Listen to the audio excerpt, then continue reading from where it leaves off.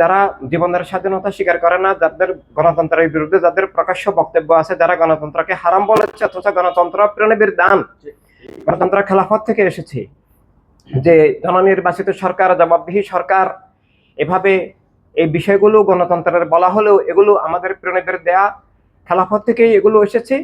কারণ গণতন্ত্র আসলে ওদের স্বৈরতন্ত্র টিকবে না, তাই ইসলামের ছদ্মনামে যে রাজনৈতিক দলগুলো, যাদেরকে লোকেরা ইসলাম না বুঝার কারণে ইসলামী দল বলে, আল্লাহ তাআলার কসম করে আমি চ্যালেঞ্জ করে বলতেছি একজন আলেম হিসাবে, যে এই দলগুলো ইসলামী দল নয়। এগুলোকে ইসলাম স্বীকার করলে আসলে ইসলাম অস্বীকার হবে, তথা শরীয়তের পরিভাষায় কুফরি হবে।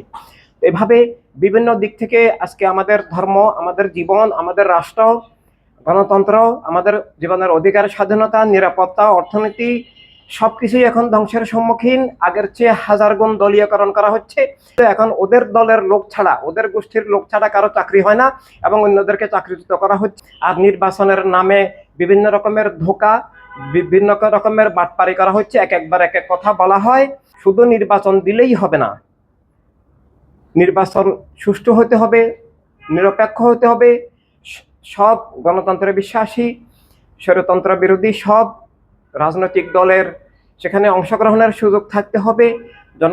জনগণের সবার ভোটাধিকারের সুযোগ থাকতে হবে। আগের মতোই ধোকার এবং প্রহসনের নির্বাচন, গণতন্ত্র হত্যার নির্বাচনের পায়তারা চলছে।